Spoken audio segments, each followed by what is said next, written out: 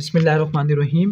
Today's topic of discussion is guidelines of chapter number 80, parathyroid hormone, calcitonin, calcium and phosphate metabolism, vitamin D, bone and teeth. तो इस chapter की guidelines को cover करने वाले हैं। तो अगर आपने चैनल को सब्सक्राइब नहीं किया तो सब्सक्राइब कर लेना प्लीज़ प्लीज़ प्लीज़, इस तरह की वीडियोस आपको मिलती रहेगी। तो स्टार्ट करते हैं इस चैप्टर की गाइडलाइंस को। तो जो चैप्टर है पैराथायरॉयड हार्मोन कैल्सिटोनिन, ये चैप्टर वंस अगेन एंडोक्राइनोलॉजी का एक इंपॉर्टेंट चैप्टर है और इस चैप्टर के अंदर जो चीज़ पूछी जाती है वो है इसके क्लिनिकल बॉक्स, यानी इस क्लिनिकल कोरिलेट पूछे जाते हैं। खासकर ये वाले जो क्लिनिकल कोरिलेट होते हैं कि हाइपोपैराथायरॉयडिज्म, प्राइमरी हाइपरपैराथायरॉयडिज्म, और ये बहुत ज़्यादा इंपॉर्टेंट है। तो आपने इस चैप्टर के अंदर जो चीज़ आपने कभी भी नहीं छोड़नी वो ये वाले ब्लू बॉक्स वाले क्लिनिकल्स हैं। तो आप यहाँ पे देख सकते हो लिखा हुआ हाइपोपैराथायरॉयडिज्म, तो ये आप देख सकते हो मैंने कितना से यहाँ से अंडरलाइन किया हुआ है। तो ये क्लिनिकल, ये वाले जो क्लिनिकल नोट्स बहुत ज़्यादा इंपॉर्टेंट है। और मैं आपको एक सिंपल सी बात बताना चाहता हूँ कि ये पैराग्राफ के फॉर्म में ये याद नहीं होते। तो अगर आप इनको पॉइंट्स की फॉर्म में करना है, नंबर 1, नंबर 2, नंबर 3 की फॉर्म में और ईजी फॉर्मेट के अंदर कवर करना है, तो आप फिरदौस से भी कर सकते हो।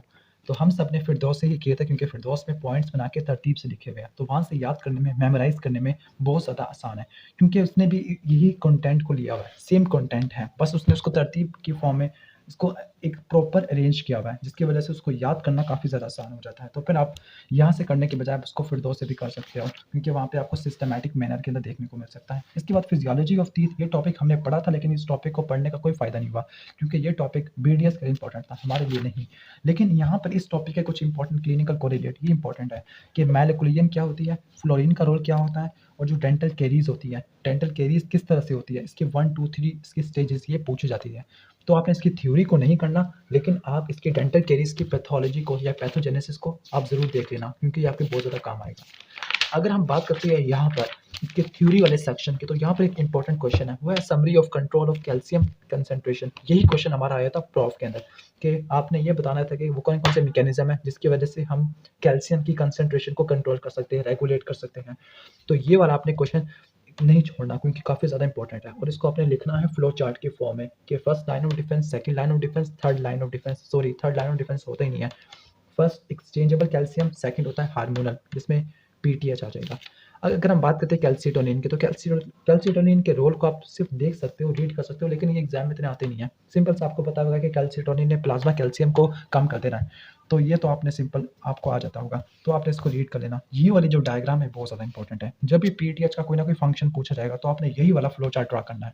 इसी फ्लो चार्ट से आप अपने क्वेश्चन को कवर कर सकोगे। ठीक हो गया? तो ये वाला डायग्राम या ये वाला फ्लो चार्ट आपने नहीं छोड़ना। PTH के फंक्शन के बता रहा है, समराइज कर रहा है, तो आपको ये पूरा पैराग्राफ पढ़ने की कोई ज़रूरत नहीं है जब आप ये डायग्राम को अच्छे से कर लो। ठीक हो गया? और अगर हम बात करते हैं स्टार्टिंग वाले चैप्टर के, तो ये वाली डायग्राम बहुत ज़्यादा इंपॉर्टेंट है। ये डायग्राम SCQs में आ सकती है। इस डायग्राम के अंदर बताता है कि PTH, विटामिन D किस तरह से काम करते हैं, बोन की डेपोजिशन और रिजॉर्प्शन को किस तरह से कंट्रोल करते हैं। तो आपने ये वाली डायग्राम को नहीं छोड़ना, ये बहुत इंपॉर्टेंट डायग्राम है। अगर हम बात करते हैं यहाँ पर MCQs पॉइंट ऑफ व्यू के, तो आपने जनरल से कुछ इन्फॉर्मेशन को याद रख लेना कि जो ब्लड कैल्शियम है इसकी डिस्ट्रीब्यूशन क्या है, मतलब कितना % कैल्शियम होता है हमारी बॉडी के अंदर, कितना है बोन के अंदर, कितना होता है ब्लड के अंदर, कितना होता है, ये MCQs में पूछी जाती है।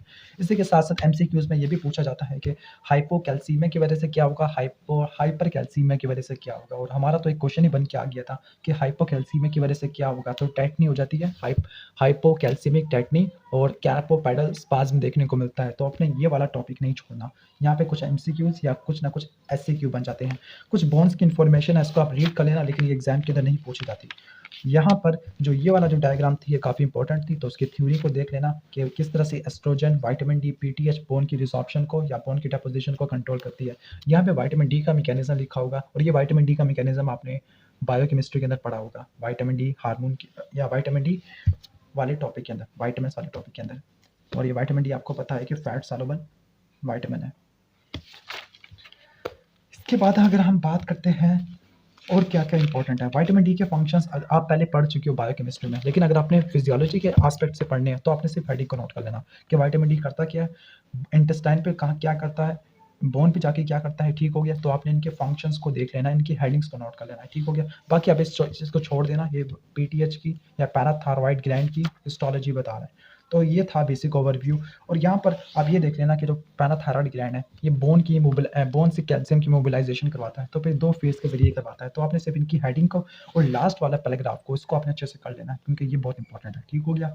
और यहाँ पर मैंने कुछ इंपॉर्टेंट एमसीक्यूज लिखे हुए हैं कि जो पीटीएच है वो किन की रीअब्जॉर्प्शन को या किन की एक्सक्रीशन को कंट्रोल करता है। ठीक हो गया। तो आप यहाँ पे देख लेना कि कैल्शियम की, मैग्नीशियम की ठीक है, और यहाँ पे सोडियम, पोटेशियम, अमाइनो एसिड इनकी एक्सक्रीशन करवा देता है। तो अपने इस तरह के फ्लो चार्ट अपनी किताब के ऊपर लिख लेना। ठीक हो गया।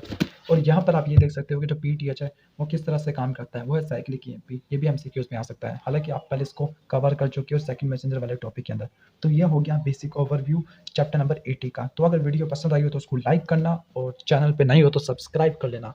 Thanks for watching this video. अल्लाह हाफिज़।